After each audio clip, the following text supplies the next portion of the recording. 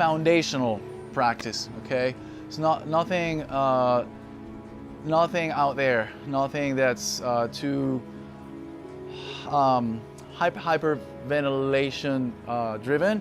It's actually more of a down-regulation practice, which brings about awareness, a lot of awareness with our breathing system, if you will. All of the musculature, nerves, tissues, and structures.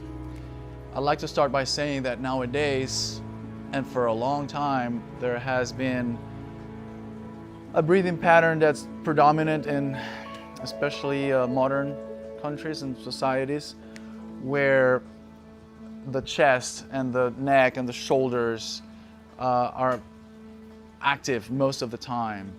So that'll be your accessory muscles of breathing, as medicine and science will call them. And these will be your pectoral minor, your trapezius, your sternocleidomastoid, your chest, again, shoulder and neck muscles. And when you engage into that, shallow, if you will, breathing, you are consistently triggering the sympathetic response. Even if those breaths are short, which also tend to be short when we're engaging into this type of breathing. And the sympathetic response is basically your fight or flight, right? Your fight or flight is your alert state. So when we look at it the other way, when we flip the equation, when we flip the pattern, we have the diaphragm laying on the bottom of our, basically underneath the lungs, under the lungs. Resting, the lungs are resting basically on that diaphragm muscle.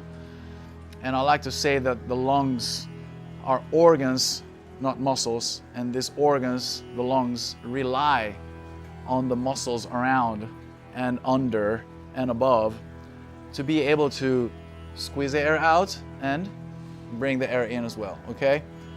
So if the musculature around the lungs is weak for a lack of use, we are not exploiting or exploring the breathing qualities or properties that we should, okay? In order to do better oxygen usage by our bodies, in order to control our nervous system, so in order to downregulate or upregulate if that's the case, it can go both ways. But it's nice to be able to play with it and know how to, just so you can achieve different results. But just to sum it all up again in a few words, breathing with the chest, breathing with the subclavial, breathing with the upper accessory muscles will always be triggering the nervous system to react, to be more prone to stress, okay? To be alert, to be heart rate going up, muscles, tight, restricted blood flow to for instance, the digestive system, okay? Because the body is just getting ready for something. But it may not be the case. We may be on our computer just writing an email, or we may be talking to a family member, or walking around the house doing stuff. And so the awareness that we want to bring with this workshop today is to pay more attention to the diaphragm muscle, the one that sits again underneath the lungs. And just a few more things about the diaphragm. It helps the bottom of the lungs to expand downwards. And as you have seen a depiction of lungs, they're wider at the bottom, right? And that's for a reason. There's more alveolar concentration in that bottom third, by the way. If we were to divide, which we are today, the lungs into 3 stages, there's more alveolar content in the bottom. Alveoles are the air sacs with capillaries that ultimately receives or diffuses the oxygen into the body and also gets that CO2 and lets it out, right? After the energy production and the gas exchange. So it may be a little technical for the youngsters, but I'm gonna try to make it where you guys at some point go, okay, no, it was worth it attending. But then again, if we are not engaging that muscle, the diaphragm, we are lacking of oxygen usage or absorption to the tissues. And also we are lacking of down regulation if we need to. Down regulation meaning like relaxing ourselves if we need to. Because that muscle connects with the brain by a nerve, by a cranial nerve, which is the vagus nerve, which we spoke about yesterday at the contrast therapy, which I believe you guys are probably doing either later, back there last row. Yeah, you guys arrived yesterday. So yeah, I'm the facilitator. I'll be happy to do that for you guys later. We're just still about to confirm the time and whatnot. So, but we're talking about the vagus nerve yesterday and its positive impact in the autonomic nervous system, right? When you stimulate the vagus nerve, and there's different ways in which you can do that, you basically trigger the rest, digest, and recover response, which is your down regulation, your relaxation. The opposite happens in your body. More blood flow everywhere, including the digestive system. There's a decontraction or relaxation of the musculature all throughout the body. Heart rate slows down. So you feel better, you feel more at peace, more easy, if you will. Okay, so when you engage into diaphragmatic breathing, you are achieving that. Down regulation, you're achieving more oxygen usage, and on top of that, as a plus, you're actually improving the muscular tone of your abdominal area, because actually the obliques and the abdominal muscles are involved in that type of breathing, okay? Since they are actually expiratory muscles. When you squeeze the air out, when you're working on your lower bottom area, lung areas, you're squeezing the air out with those muscles, with obliques and abdominal areas, okay? And when you inhale, you're using your diaphragm. And so you're activating that vagus nerve signaling to the brain, and then the brain responds accordingly, releasing the feel-good hormones for you to actually feel, better, more easy. Okay, so even for the kids, when you're having you're studying for a quiz, or you have like a cognitive challenge, with school and with studies. And you're like, oh, this is like a lot of information to digest, and I feel like I'm running out of time. You can do some of that, and information will sink in better. Information will be more digestible even. Because even for decision making and better communication skills, that type of breathing helps a lot, because things slow down basically. So before a public speech, there's many ways that you can do diaphragmatic breathing to prepare, to be more accurate, to be more thoughtful, more intelligent, if you will. It's funny, last night we were talking at dinner with PJ and a couple more people, how high CO2 levels in indoor spaces may even affect cognition. And this is something crazy that's affecting even schools and work environments. When the levels of CO2, carbon dioxide, goes above, say like 800 to 1,000 parts per million, you start getting cognitive issues. And so this is something to look, just food for thought for other moments. Anyhow, guys, we're doing one breath hold in the beginning, coming up pretty soon, and one breath hold at the end, okay? And so in between those two breath holds, we are throwing in a series of exercises that are meant to warm up and activate and even train and strengthen your breathing muscles, so that every breath you take is going to be to its best version. So that'll increase mobility around the breathing areas, that'll increase oxygen usage again, and down regulation, and more control over your physiology you will achieve at the end of this class. I don't want to make this forward a big talk. Let's all lay comfortably on our backs, and I will walk you through the breath hold practice that we are doing now, the breath hold. And this will be at the end of a countdown that I'm starting at 10, exactly when I say 1, everybody at the same time takes the deepest breath of your lives, if possible. Okay, so inhale as much air as possible, fill your lungs as full as you can, and hold for as long as you can. Okay, I don't blame you if you have to breathe again at 30 seconds. It's okay. The practice is intended to compare the first breath hold with the second breath hold and see how much more adaptation you have acquired through warming up again, strengthening and activating your breathing muscles, plus your psyche, your mental fortitude is also going to get, higher as we go through the series of exercises after this first breath hold, where the second breath hold is going to be way easier and it's not going to be anything new. You're going to control it better.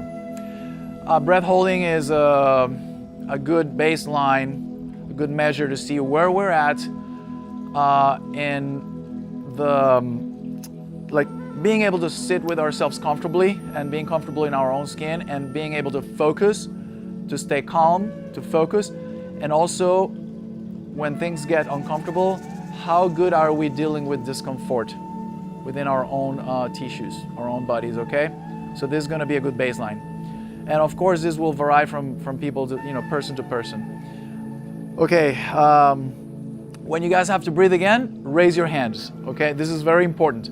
The moment you have to exhale that air, that means you have to breathe again, raise the hand, so either hand, so I can point out your time. I can tell you, hey, that was 30 seconds, 40 seconds, 1 minute.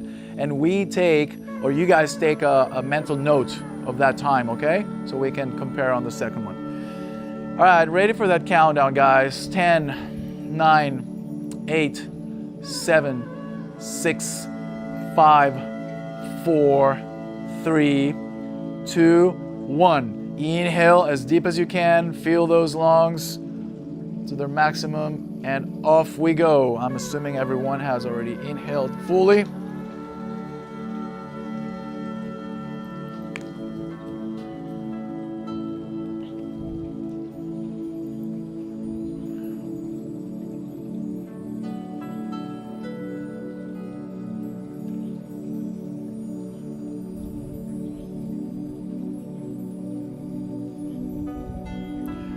Good job, everybody. We are at 30 seconds.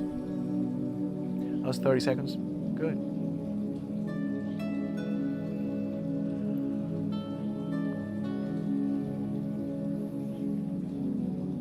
That was 41 seconds.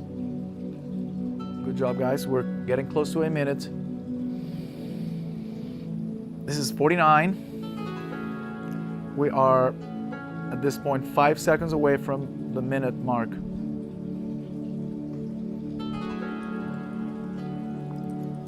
That was 101. Things get uncomfortable, that's normal, and that's actually a good thing. That's 110, 111, 112, 113. Still have a couple people holding. We are getting close to 130. 125 as we speak. 5 seconds till 130. This is 130. Still have a couple people holding.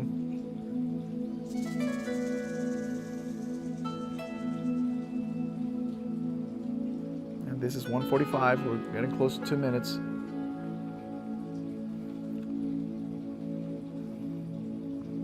Ten seconds till 2 minutes. 5 seconds till 2 minutes. And this is 2 minutes. And I'm not surprised. And we are all breathing, right? Okay, good. We're all breathing. Yes. Okay, great. So some of you did as far as 30 seconds. Some of you did as far as 2 minutes. Of course, that all depends on age, physical activity, levels in life currently, mental capacities, diet even. Sometimes we drink a lot of coffee before holding our breath. It's not going to be the same breath hold, for instance, or or sugary a breakfast. There's many things that will affect a breath hold, okay? But the point is, no matter where you're at now, the second breath hold is going to be better, okay? Because we are going to again activate a lot of the breathing and respiratory structures, where the second breath hold is going to be way more natural, okay? And guys, before we get going with the exercises, I'd like to tell you that nowadays, longevity, wellness, longevity, good health is gaining more and more traction in the public, field, public conversation. You see nowadays there's way more content, for instance, on social media regarding health and longevity and good practices, and good habits and this and that, which is great. Well, let me tell you that when you look at biomarkers or indicators for good health and longevity, you have things like the VO2 max, the grip strength, the mobilities, the inflammation markers in your body when you do a blood test. There's so many things. Well, let me tell you, one big one is your lung capacity, your lungs capacity, okay? And this is exactly what we're working on today. And lung capacity means how strong are you or your muscles to be able to inhale as much air as you can, and how strong are also those muscles to be able to exhale as much as you can. So the inspiratory and expiratory strength or power are at a good level, okay? And also, how good can you cope with discomfort when you're holding your breath?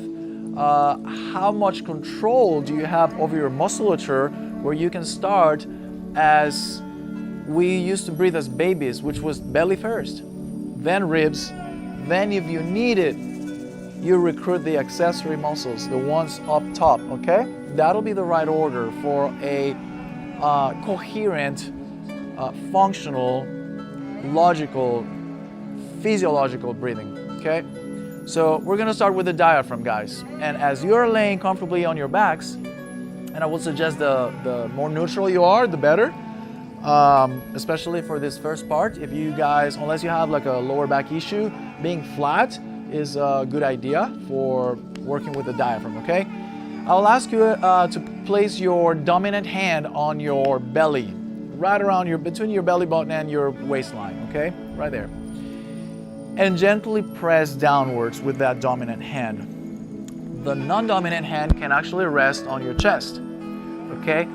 What the dominant hand does is press downwards and notice, palpate that the belly is raising or rising, okay? As you inhale, as you bring in the air, okay? Bring the air in.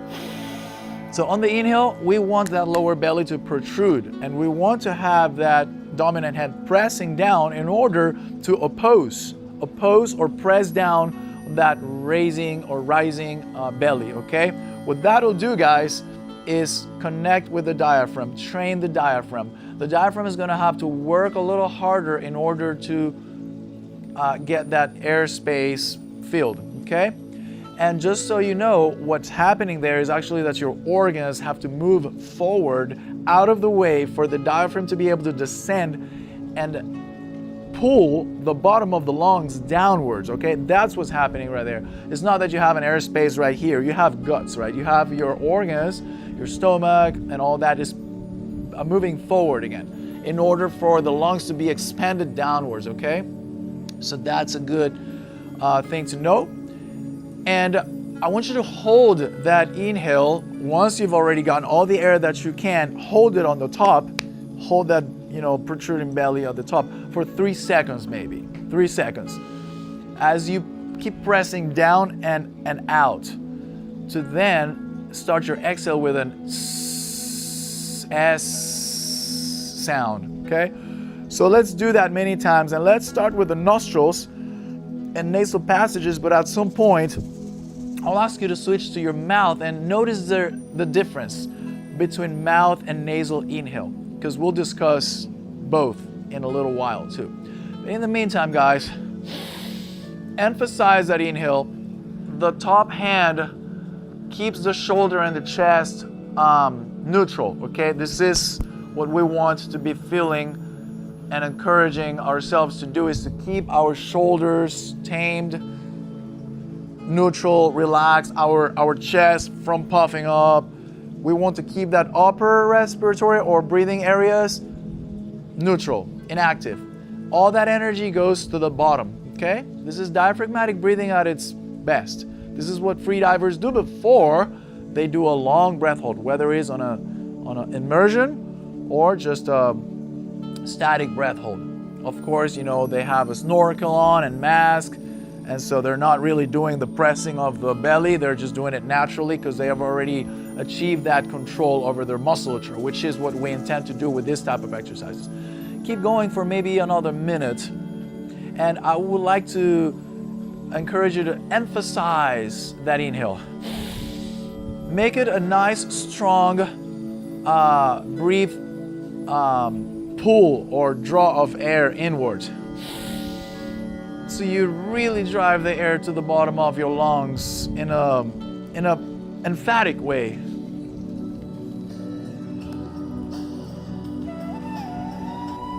Emphasis on the inhale. Remember, hold a top for 3 seconds and exhale.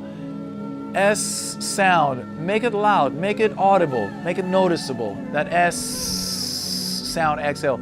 Because what we're doing, exhaling with an S sound, which would also have a variation to pursed lips, but the S is more noticeable for the ears, for the auditive system, is that we keep those lungs open as the air goes out. We keep the pressure positive inside the lungs as the air goes out, thus giving our lungs more time to work on the air that's in there and facilitating for better oxygen absorption and diffusion. That's what the S sound is for, which also triggers the lowering of your heart rate. Bradycardia, so heart's beating slower, feels better in the body. I will encourage you now to switch to mouth inhale with O-shaped lips, sort of like if you're sucking off a straw. And this time it should emit a sound that's like a vacuum. And notice the subtle difference between nasal inhale and mouth inhale. And please raise one hand if you feel like that inhale through the mouth is stronger than the inhale. There you go.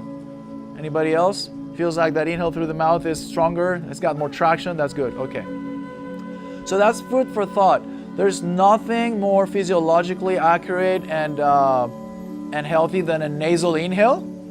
Yet, if the urge to breathe requires for more air to come in at a given moment, you know that your mouth will be that airway where you can access to more air in a shorter amount of time. Okay, so let's keep doing the mouth inhale, mouth exhale.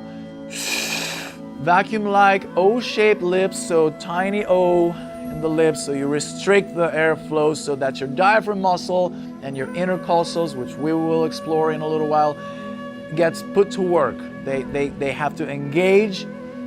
That musculature is active in order to bring in the air, to bring the air in. Still with that 3-second pause on the top. And if you want to make it even more, if you want to connect more with your physiology right there, you can, at the top on that hold, you can tighten your perineal muscle in between the legs, the pubic areas. You can just tighten them, like Kegel exercises kind of thing. When you're holding at the top, tighten your perineal muscle. And then on the exhale, you can start, disengaging that tension. Good job, everybody.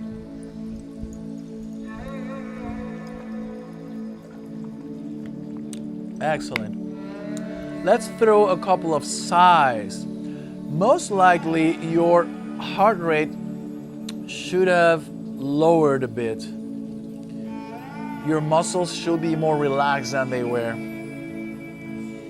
And if you do an, internal analysis, just notice if there is anything in the body that feels different. Maybe a little more relaxed, maybe more comfortable, more easy.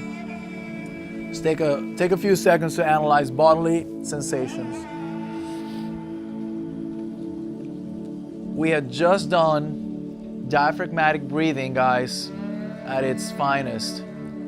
Taking the time to expand the lower areas of the lungs with a small pause in between to let the air in for a little longer, to promote focus, to promote relaxation, promote more oxygenation of the tissues.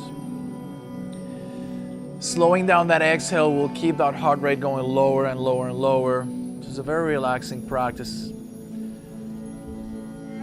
We're going to break that posture after 2 more breaths and go into sitting position and keep working up towards a chain of muscles now called the intercostals. So 2 more breaths and we can all have a sit, and we can all pick a buddy to do a 2-person exercise, okay?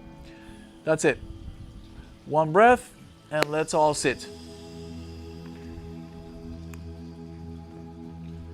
Excellent. So I see there's spare numbers. So I guess siblings, family members can unite for a duo. Maybe you guys can work together. That's great. Thanks, Misha, for being here. What we're doing, and Misha, you can probably start by showing us how you sit behind the person, and you can just stay there. She's gonna place her hands into your ribs. Okay, guys, taking off from the same premise of strengthening the breathing muscles, what Misha is about to do is to press firmly on his intercostal muscles. And he's a PT, he's a physical therapist, so he's well aware of his musculature. And what he's doing is inhaling strong, like a nice draw of air through the mouth, most likely to be able to notice better that action of the musculature in between the ribs, the intercostal muscles, which by the way have the task of widening the rib cage in order for our lateral breathing now to be, taken to the next level, okay? Because breathing happens in a 360-degree, up, down, sideways, back and forth. So we're gonna notice her hands most likely going like this as she's opposing to those opening ribs or opening rib cage.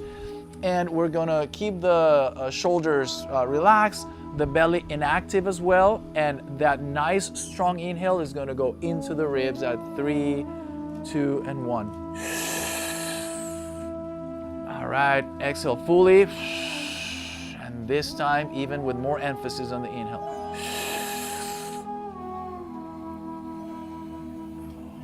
Shoulders down, hold the breath. Press on her hands. There you go. You can see a subtle move of the hands. There you go. That's it. The exhale can be faster in this one so we can notice better. 1 more breath. Shoulders down, hold the breath, press out on her hands. There you go. Okay, that's it. Okay, in some cases it'll be more noticeable than others, but you can see that her hands had a little motion outwards. And these are the muscles in between your ribs again. You have 2 layers, inspiratory and expiratory, okay? As you train both, especially the inspiratory, the ones that will help you to expand your rib cage in order to acquire more air in that area, your breathing mechanics will get better, will be more physiologically speaking accurate and powerful. So this is what we're doing now, family members, siblings. We're gonna do 4 or 5 breaths and then switch, because it may actually put some strain in your deltoids. You're gonna feel it. It's gonna be a little workout for the arms, guys. So maybe you wanna switch and then you'll do it again, however you feel like, Misha, if your arms are still. And please be firm. Don't be gentle pressing on those ribs. Guys, we're keeping that belly in, okay? We're no longer driving the air down to the belly. We're keeping the bellies in, okay? And we're keeping the shoulders down just so we force the air to go to the center. And let's emphasize on that, on those inhales. Press firmly with those hands. Some of you may have to, like, you're probably gonna have to bear hug your brother or something. Like if you're working with someone that's probably bigger, stronger than you, you're gonna have to be extra, there you go, extra, powerful on those pressing hands. Good job, guys. Try to keep those shoulders down. Remember, when you inhale, at the end of the inhale, hold for 3 seconds. And as you're holding, you want to pretend that you're spitting the air through those ribs, okay? That'll even bring about more of that palpation signal. Yeah, This is, guys, this is working out your breathing muscles. This is workout for your breathing muscles. There's no way to lift weights with the breathing muscles. This is the way you do exercise and strengthen your breathing muscles. Good job. And 4 or 5 breaths, you guys can switch, okay? Very nice, guys, very nice. Be firm. I see those ribs moving, that's good. So we're gaining more control over our physiology as we do exercises like this. Yeah, that's one thing. If you're already, which is great that you're programmed to breathe through the nostrils, that's great. More power to you, that's awesome. We just use the mouth sometimes for that emphasis, you know, that kind of exaggeration a little bit element. That's good. Feel her ribs moving out. Feel his ribs moving. Okay, great. Feel her ribs moving. Okay, that's great. And the muscles in between the ribs engaged. That's why you feel the ribs moving. Now you're gonna have to bear hug this guy, right? You're gonna have to apply like a jiu-jitsu grip right there, exactly. Yeah, no kidding, for real. Emphasize on those inhales. Good job. And if you guys like to, you know, switch again or do, you know, switch between family members, or that's great. Thank you, guys.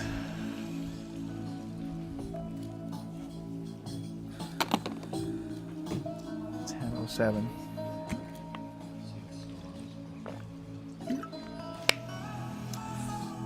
So you see free divers, like top level free divers, they will wrap themselves around with exercise bands. There's actually a tool called the breathing belt, which is a very wide belt with Velcro that you tighten, and then it just presses in like a corset, and then you're breathing onto that thing, and it just basically trains your muscles. That's a very important part of preparation, for instance, for free diving. Good job, guys. And one thing that I forgot to mention earlier, guys, if you work on your lung volume, on your lung capacities as volume pertains, guys, you are gaining health. And this is exactly what lung volume relies on, is strength and control. And so we are little by little working on those, on that musculature and those structures. Good job, everybody. I think we're good. Other ways in which you can work on these muscles, again, if you find them, you know, if you have a belt at home that's wide, you can just put a couple of belts, maybe, you know, like waist belts, just put them on your ribs and just breathe out against that pressure. Or if there's anything that you have that you can wrap yourselves around with, this is what free divers do.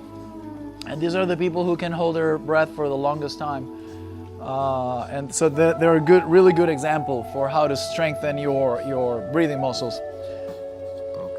Last but not least, we are now going up to the accessory muscles, okay? Again, chest, shoulders, and neck, okay? These will be the ones that will stretch the top of the lungs upwards more.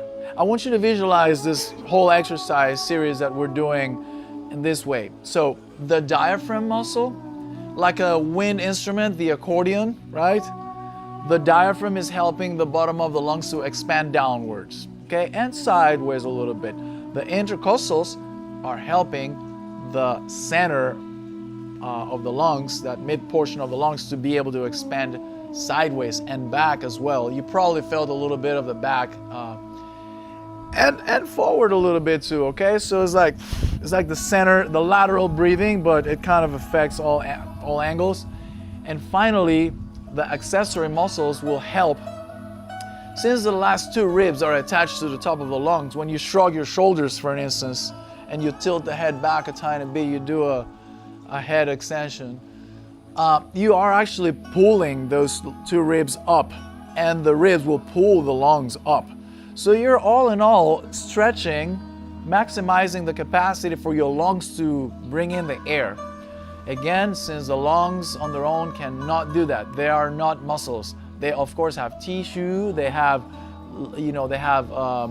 fluids, they have nerves, but they don't have those muscle fibers that will allow them to expand and contract. They rely on all of the structures, all of the musculature around them. So if that musculature is lazy, then we're missing out. We are not activating fully our biology, if you put it that way. Let's do the accessory breathing. And again, I'd like to reiterate the fact that this is the chain of muscles that you will need when you're exerting at physical exercise, okay? Not when you're breathing, like writing emails or you name it, something that's very low heart rate. You don't want to be using this. You start using this when your heart rate goes probably above zone 3 or so, where the demand of air and oxygen, of course, increases, and then you go, I'm not able to provide what I need through the nasal passages and lower belly and ribs. I need to open my mouth because I'm sprinting, for an instance. At some point you're gonna have to, but as much as possible, we like to encourage people to use their nostrils. If you are already using your nostrils naturally, power to you, this is great. A lot of us have lost that, including myself. Please. Notice people breathe this way. They're usually smokers for a long time, or they have COPD, chronic obstructive pulmonary. Yeah. They can't use their lungs. Yeah. Tend to this lifts the ribs Yeah. to allow more space. Exactly. So it is like an escape. This is like an escape route. For a long time. Yeah.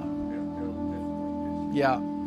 That's a good point. A lot of people with pulmonary obstruction, people who report like having air hunger and tightness in the lungs and in the chest, they will do that.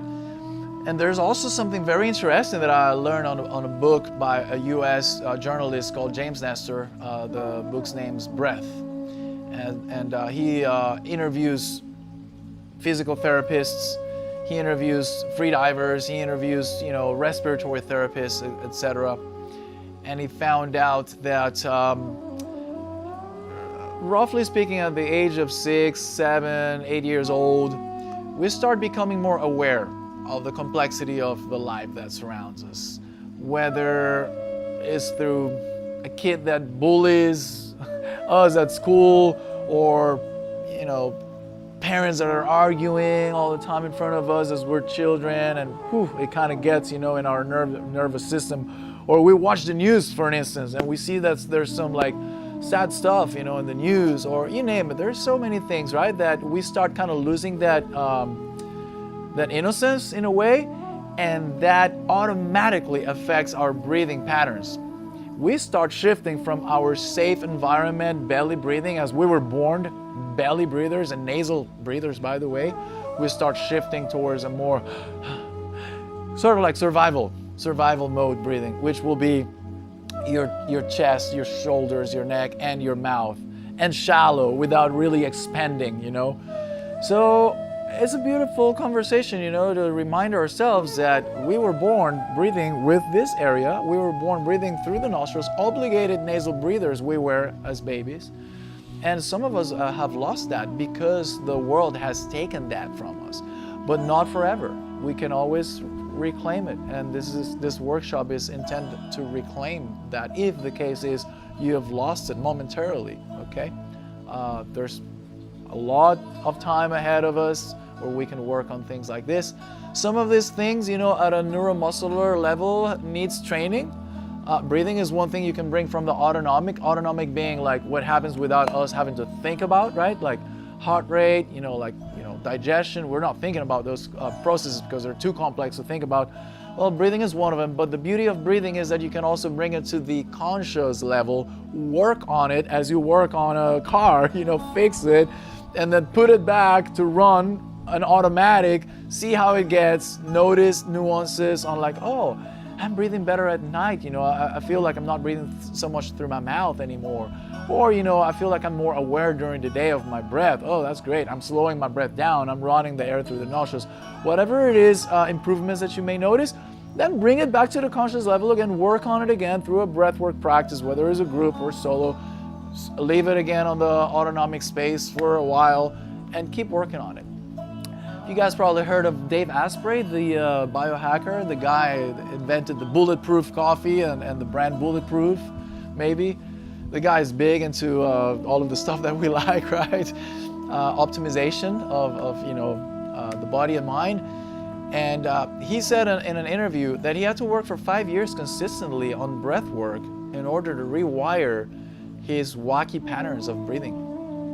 Stuff that you have been carrying for years that you've gone, south, it takes sometimes years too to bring it back to the original state. So it's not to discourage anyone. You may actually have not drifted too far from the original pattern, and it only takes a couple of sessions to go back into, to the right lane.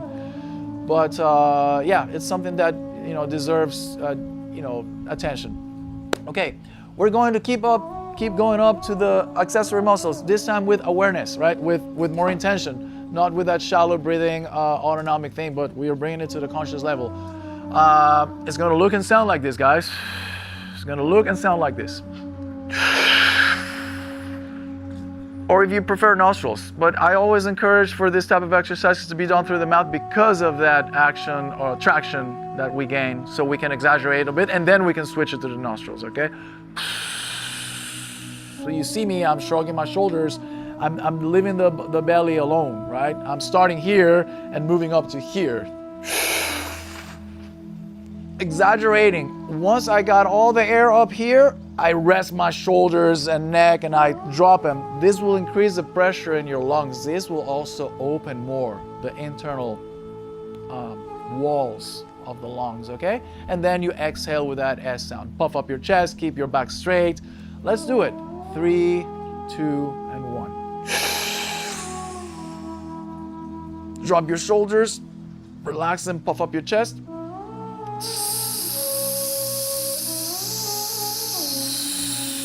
Back to your next inhale whenever you want.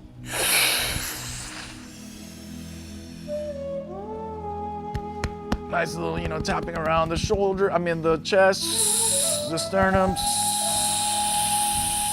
Press, push that air out. At your own pace now.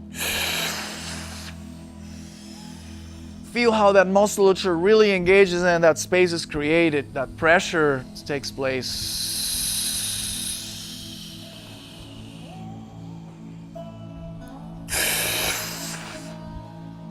Exaggerate, you become like a vacuum of sorts in that inhale. Puff up your chest, especially at the end of that inhale.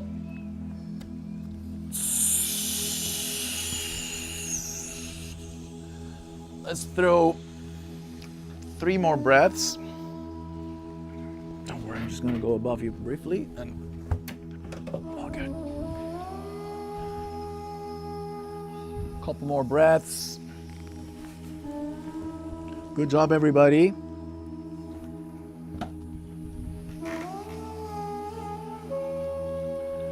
All right, let's throw in a couple of sighs for good measure, and there might be a chance some of you got a little lightheaded. Raise your hands who probably got a little lightheaded, very normal. We are getting close to the brain, and we are increasing the tension in our neck. And in our neck there are baroreceptors, so pressure receptors for the air tension. And so that may have been the cause, but it quickly restores on its own as you just stop doing that pattern, or hold your breath for a few seconds. That'll bring it back to normal. Guys, what we're about to do now is to put the 3 stages that we worked, that we isolated and worked separately, into one wave, into one deep breath. This is your deep breath, okay? Starts in the belly, moves to the ribs, and finishes in the chest. This will be a full breath, deep breath. This will be the breath that you will take before, for instance, holding your breath, okay? And I will encourage you to keep working on the mouth for now, then we're gonna switch it to the nostrils, okay? Unless you're very comfortable with the nostrils and you feel like you've already acquired that nice traction, that nice pulling force, okay? So, for this one, what we're doing, and I'm sorry that I'm just in the meantime, I'm kind of gaining a little time as we speak. I'm going to place myself horizontally, And what you guys are about to see is the connection of the 3 stages, okay? Which you will repeat after me for 5 cycles, for 5 times. Mouth, and then 5 times nasal. Here I go. Start empty, empty lungs.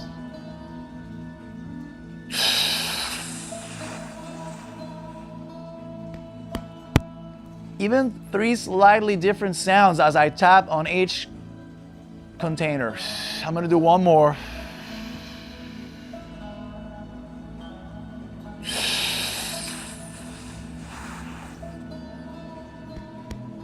On the exhale, you leave the belly for last.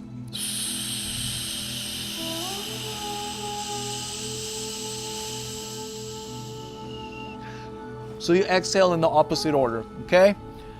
Were you able to watch that? The order, belly, ribs, and chest.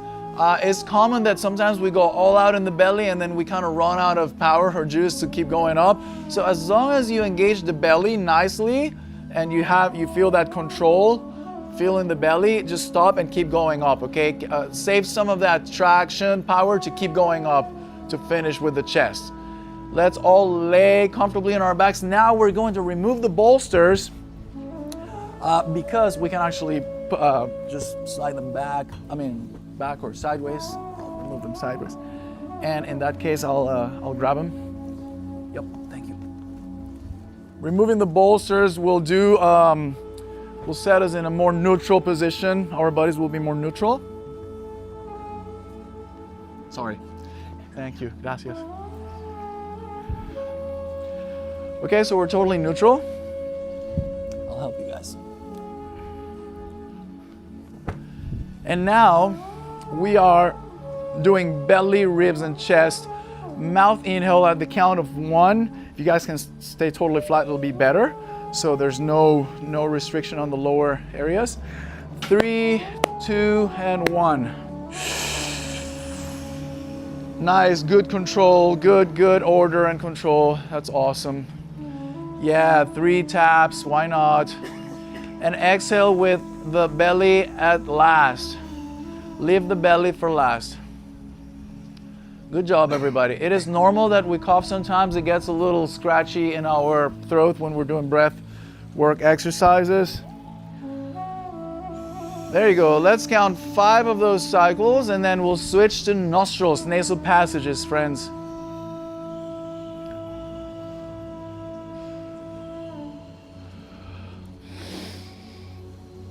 Good job. If you've already done 4 or 5 of those, you can switch to nostrils. And now keep reiterating that order, that pattern, running the air through your nasal passages. Good job, everybody.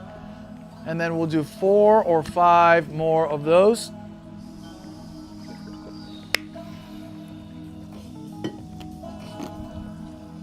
I'm going to pass by and drop some lavender oil in your fingertips. So make sure you stick one hand out, and what you're going to do with this is to rub the back of your ears. The back of your ears both, okay? Back of your ears both with lavender oil.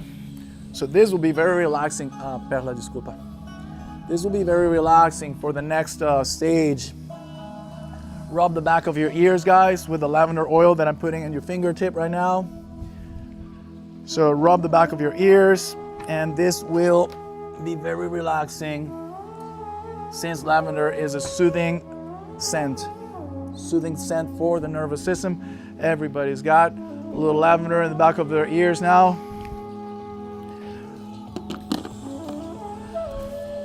Because guess what?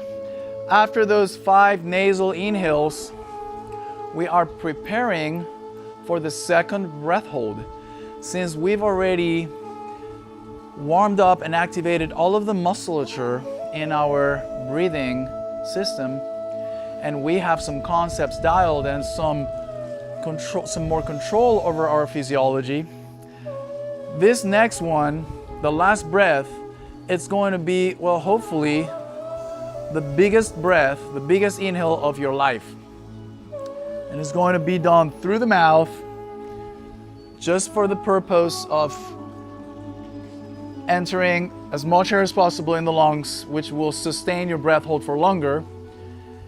And also, I'm going to point out 2 or 3 techniques or hacks for your breath hold journey to be more pleasant and less demanding and less stressful, if you will, because breath holding will be very pleasant in the first stage. It'll be very, very nice because your biology and Mother Nature is helping you by lowering your heart rate. But at some point, it's going to start feeling uncomfortable when the urge to breathe kicks in. And that's a different game. That's a mental game. That's an adaptation game, okay? So you want to be able to go through both with a good head, with a level head. First, the initial 20 seconds, 30 seconds, maybe even 1 minute of the breath hold is very pleasant. Again, your heart rate will slow down. Mother Nature and your biology are helping you.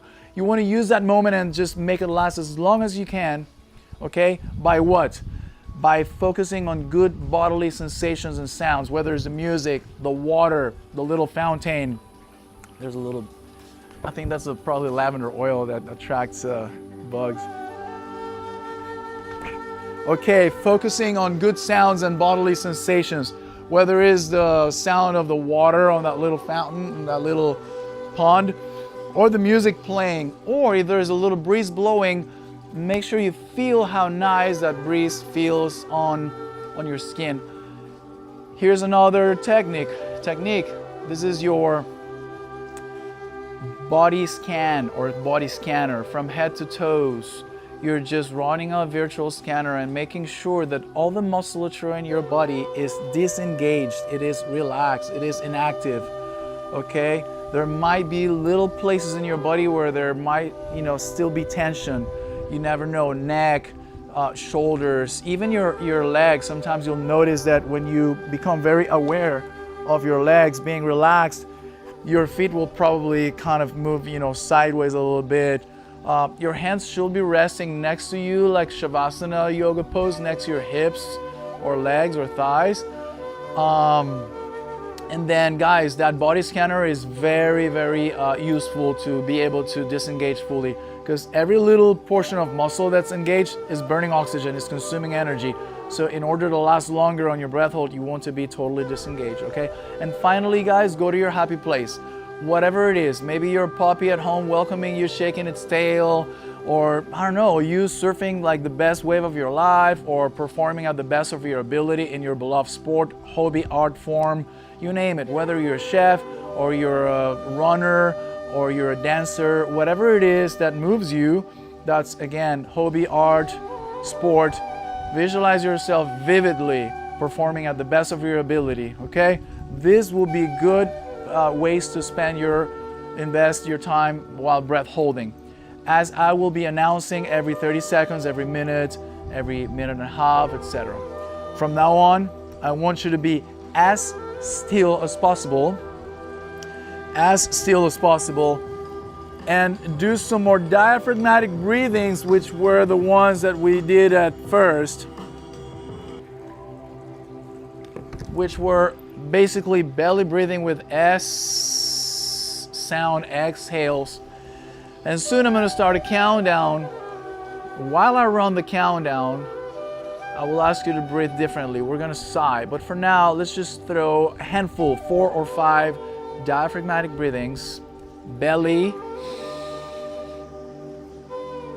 Maybe hold for 3 seconds at top and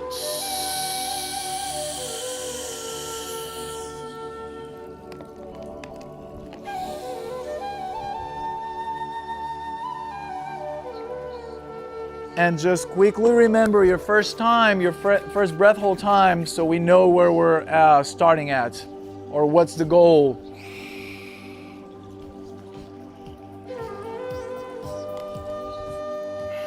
All right, my friends, I'm gonna count down. As I count down, let's sigh with sound.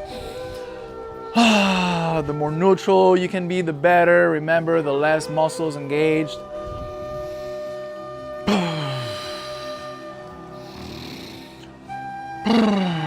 Keep sighing, friends. Let me hear those sighs.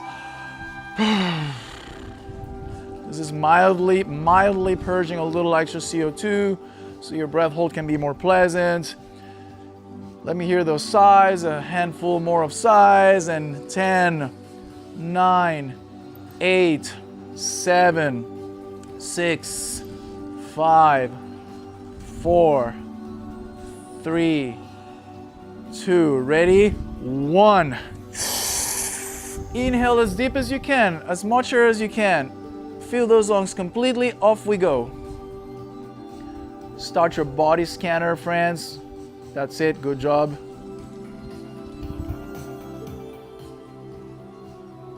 Enjoy the practice. Zoning in, zenning out. Going into your relaxation techniques. Relax your facial muscles, your neck. Relax your shoulders.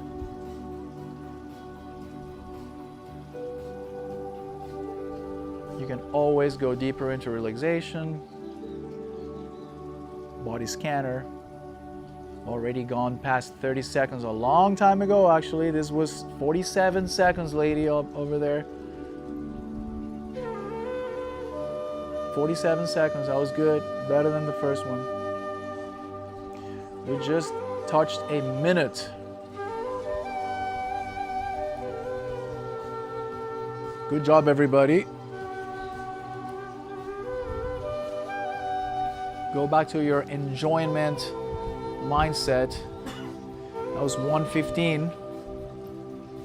Remember to raise your hand when you're breathing again. Okay, that was 120. That's good. That was 130. 130 sharp. You guys are doing great. This is 138. 138. Amazing, friends. Soon to be at 2 minutes. 10 seconds still.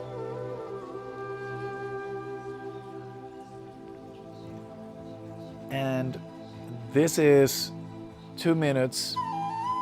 Stay with us a little longer. This is great. This is 2:05, my friends, at the same time. You guys are synchronized. 2:08. Good job. And we keep going. Good job, PJ. We're almost at 2:30. We're at 2:20 currently. Guys, good job, everybody. This is 2:30, and we keep going. We're zenning out, zoning in. Amazing. 2:40 as we speak. Stay with me a little longer. You're 15 seconds away for the 3-minute mark.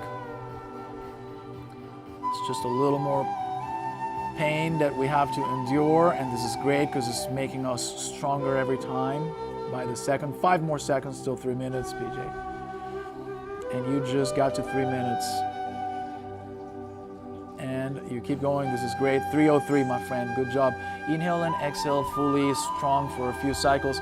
Good job, everybody. Please raise your hands. Those who are able to stack, 10, 20 seconds on top of your first time. Everybody did longer breath holds on your second one, right? That's great. We even got to a 3:03 breath hold. We break the 3-minute mark. Good job. So what this shows us is that from the first breath hold to the second, there was a preparation that allowed you and an activation, both psychological and physiological, that adapted you, prepared you to be able to hold your breath a little longer. So we prepared in many ways. Again, warming up, connecting. We did the mindset thing also with those conversations about the ways in which you can cope with that discomfort and whatnot. And there you have it. You guys, if we had the time to do a third breath hold, you'll most likely get it even above the second one. So good job. This is great. 9:30, 10:30. We still have another 15 minutes or so. So let's go back to our sitting positions, or if you like to stretch, stand up, just feel free to do whatever you want, you know, for the next 30 seconds or so, 40 seconds, a minute. If anybody needs to use the restroom by any chance, I know it's very normal that with the heat, you know, our metabolism definitely, we sweat and we have to go, you know, cool down. And so what we're finishing with is a few more words and a few exercises to wrap it all up, where you can take this home and do it in 10 minutes max routine, okay? So it's really easy. Good job, everybody. I also like to open a conversation where you guys, you know, want to contribute with anything that you have realized or broke through, you know, through the whole session. If anybody wants to do a contribution on commenting, like if this so far has been helpful, it's been fun, it's been boring, whatever it is, you can always speak your mind out. And maybe some of you will think like, I never thought I could hold my breath for, you know, more than 2 minutes, and I just did. Okay, this is great. Yeah, so feel free. Let's just discuss briefly. Was there anything like during the exercise that you felt different with? That that's a good one. Never thought about breathing this much. That's exactly. Yeah. Yeah. Exactly. Yeah, we're born with it. We okay, let's philosophize. Now that you said that, it makes me think of the fact that, guys, we are born with an inhale and we are farewelled with an exhale. We are, you know, we check out on an exhale, right? We come into this world with an inhale, we check out on an exhale. So it is like, you know, say the alpha and the omega, the beginning and the end, is the first and the last thing we do. So it's part of our lives. It is built in, it is embedded, it is part of our biology. It's not part of our biology. It is the most important thing that we have, is the breath. Think of food, and without it, how long you can live? Maybe 3 weeks, roughly speaking. Think of water, and without it, how long can you live? Maybe 3 days, roughly speaking. Think of air. We're boiling it down. Like, you can also add sunlight. You can live without it maybe for 6 months or something, like some places in Northern Europe or whatnot. You can live without, you know, social connection, maybe 6 years. I don't know, if you're like a hermit, you know. But without air, guys, I mean, you just saw the longest breath hold we had today, PJ's, was 3 minutes. If he would have, or any of you would have keep on going and, you know, just keep pushing and force yourselves to not breathe, the next thing will be losing your motor control. The next thing will be to black out. And if you're not, like, if something mechanically, like from the outside, impedes you from keeping on breathing, the next thing will be brain damage and gone. So for some of us, or some of you or some of us, 3 minutes will be already like checking out, you know. It depending on your lung capacities. For some people it will be longer, okay? But roughly speaking, so this is how vital it is. If we were stripped of everything that we possess, air is the only thing that we really need to be able to start all over again. So it's a little philosophy right there, to just hopefully gain more, and the breath act gains more attention. Well, if you like to bring this to your home, you know, or daily routine, if you do have one, if not, you can just start with it. You do 1 minute of diaphragmatic, even sitting legs crossed like this or laying, 1 minute, or nasal, 1 minute of intercostal. If you don't have your buddy or partner to help you pressing, you just press on your own.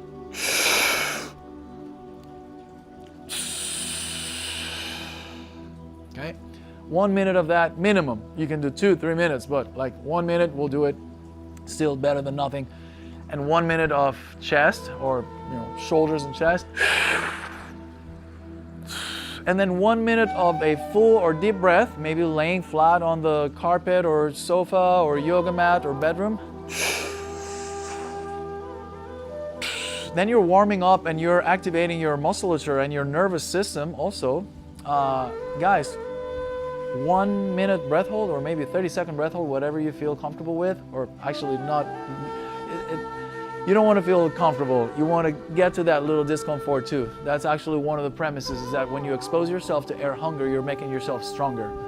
Okay, and I like to make it kind of rhyme. When you're exposing yourself to air hunger, you're making yourself stronger, and that's for sure. Okay, and then you hold your breath for whatever the time is that you get to that discomfort level, and then you recover from it with another minute or two breathing, normally, or maybe with a faster pace. That's it. You stand up, you stretch, wash your face, whatever, get your coffee, whatever the rest of your day brings about.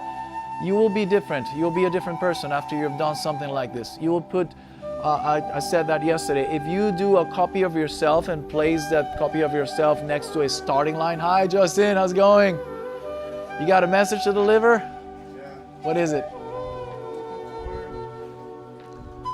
A job opportunity. Just kidding.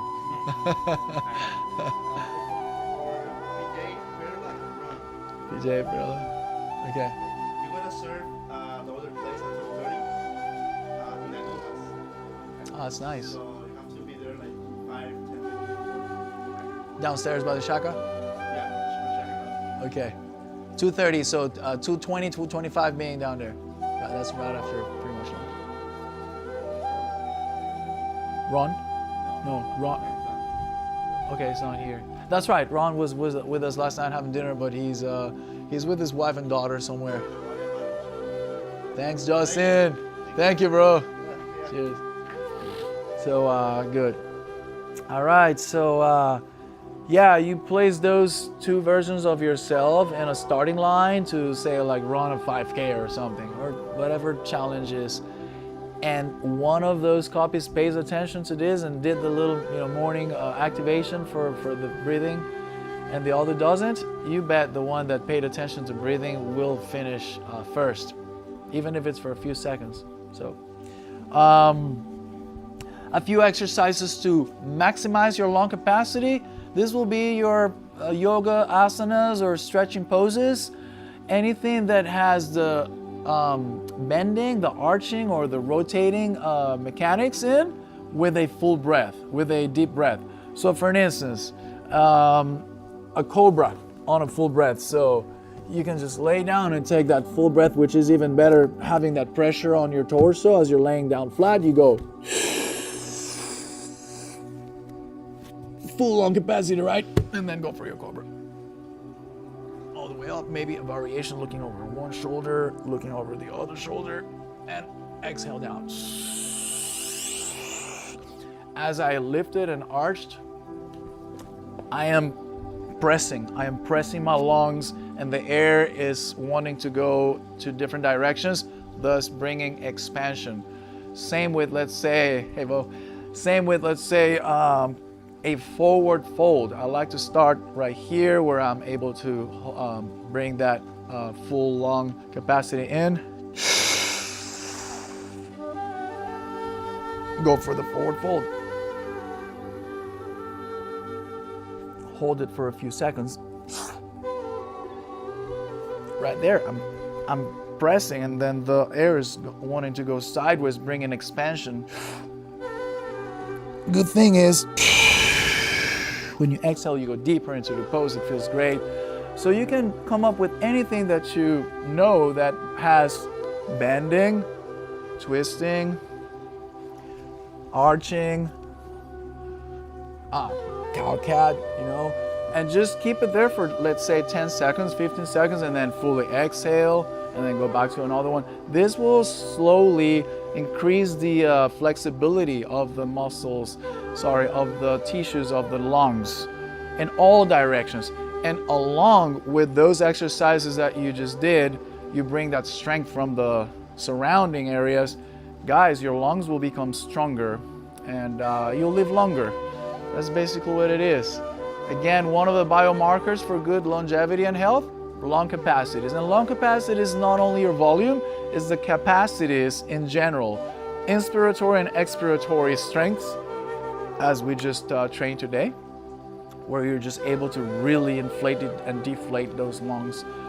connect with the vagus nerve, via the diaphragm, downregulate yourselves, bring about more oxygen usage to the whole tissues, the whole body, even enhancing cognition.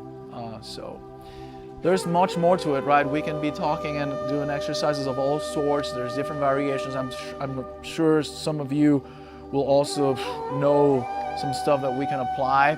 But for now, like an hour 15, an hour and 20 minutes, almost 1:30 of physiology, psychology, and philosophy a little bit, that I hope it was of your delight. And sorry if you feel like the verbal explanation was a bit long, but I just can't find any other way to do it, because it's you have to like lay foundations, and it's a complex, not complex, but vast realm. So thank you so much, and please feel free to share anything, constructive criticism, inputs, doubts, concerns, questions, or just any type of feedback, now or later. I'll be here all week, so we're gonna see each other as we just cruise by and do stuff. So thank you so much, and good job. Pura vida. Gracias. Thank you.